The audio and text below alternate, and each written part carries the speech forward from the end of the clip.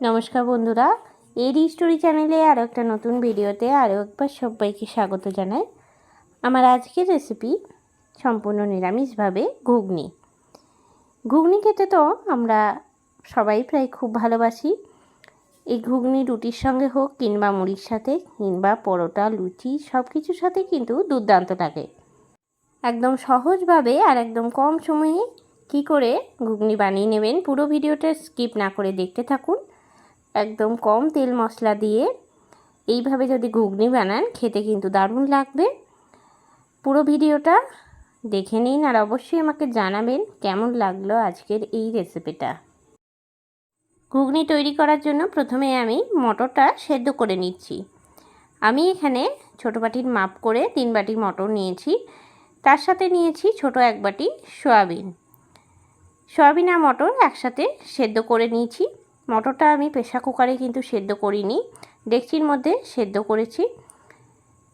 Pressure কুকারে যদি ভিজানো মটর সেদ্ধ করি তাহলে কিন্তু খুব তাড়াতাড়ির মধ্যে গলে যায়, আর মটর বেশি গলে গেলে কিন্তু খেতে ভালো লাগে না।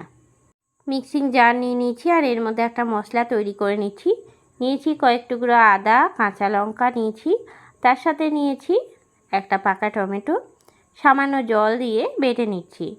আমি এখানে 3টে কাঁচা লঙ্কা দিয়েছি, আপনারা ঝালটা যেরকম যে খাবেন সেই বুঝেই কিন্তু লঙ্কাটা অবশ্যই দেবেন। এরপর কড়াই চাপিয়ে নিয়েছি, কড়াইয়ের মধ্যে দিয়ে দিলাম 3 চামচ সর্ষে তেল, ফোড়নে দিলাম একটা শুকনো লঙ্কা আর হাফ চামচ গোটা জিরে। ফোড়নটা ভালো করে রেডি করে নেব। ফোড়ন থেকে সুন্দর গন্ধ বের হলে এর মধ্যে আমি দিয়ে দিচ্ছি মিক্সিতে বেটে রাখা মশলাটা দিয়ে নিয়ে গ্যাসের ফ্লেমটা কিন্তু লোতে করে দেবো। ভালো করে আমি নাড়াচাড়া দিয়ে নিচ্ছি। এরপরে আমি দিয়ে দিচ্ছি সামান্য পরিমাণে হলুদের গুঁড়ো, হাফ চামচ দিলাম হলুদের গুঁড়ো। এরপর দিয়ে দিলাম 1 চামচ জিরের গুঁড়ো আর দিয়ে দিচ্ছি 1 চামচ ধনে গুঁড়ো। ভালো করে নাড়াচাড়া দিয়ে মশলাটা আমি কষিয়ে নিচ্ছি।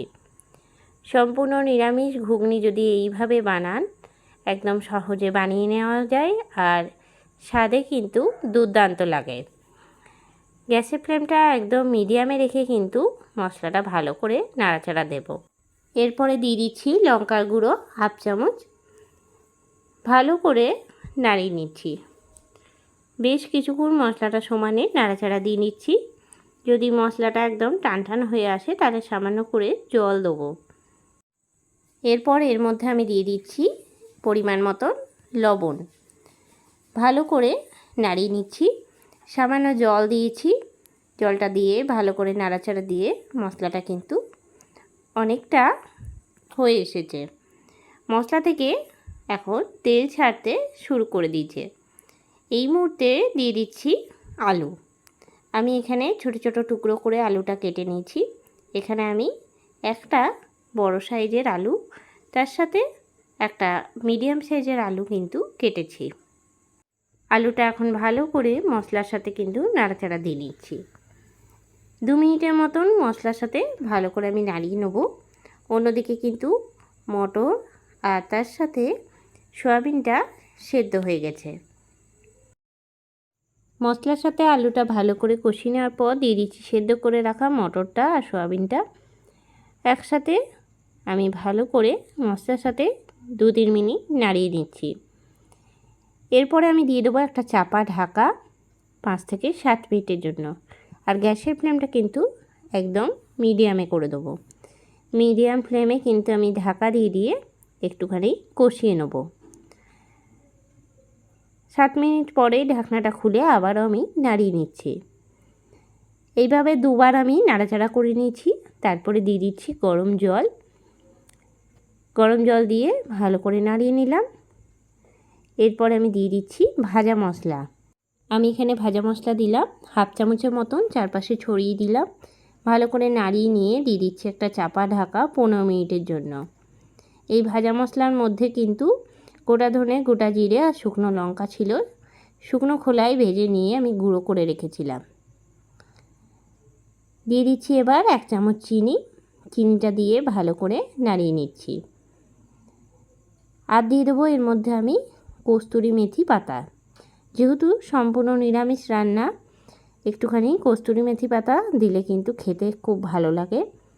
হাতের মধ্যে নিয়ে নিয়েছি সামান্য পরিমাণে, 2 হাত দিয়ে ভালো করে আমি রগড়ে দিয়ে ওপর থেকে ছড়িয়ে দিচ্ছি। এতে কিন্তু গন্ধটা খুব ভালো লাগে আর খেতেও কিন্তু দুর্দান্ত লাগে। নিরামিষ রান্নায় যদি একটুখানি কস্তুরি মেথি পাতা দেওয়া হয় তাহলে দেখবেন সেই রান্নাটার স্বাদটাই কিন্তু একদম অন্যরকম হয়ে যাবে। ভালো করে এবার নাড়াচাড়া দিয়ে নিয়েছি। মটরের ঘুগনি কিন্তু সম্পূর্ণভাবে তৈরি হয়ে গেছে, আর একটাও কিন্তু মটর গলেনি। একটা বাটির মধ্যে আমি এখন তুলে রাখছি। এইভাবে একবার বাড়িতে তৈরি করে দেখবেন, আশা করি খুব ভালো লাগবে। একদম সহজেই কিন্তু এই ঘুগনিটা আপনারা বানিয়ে নিতে পারবেন। কম তেল মশলায় কিন্তু খেতে দারুণ লাগে।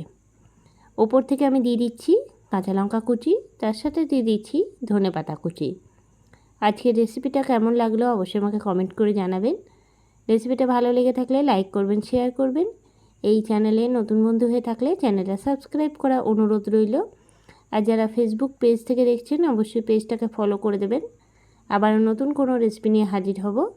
সঙ্গে থাকুন আর দেখতে থাকুন। সবাই ভালো থাকবেন, সুস্থ থাকবেন। ধন্যবাদ।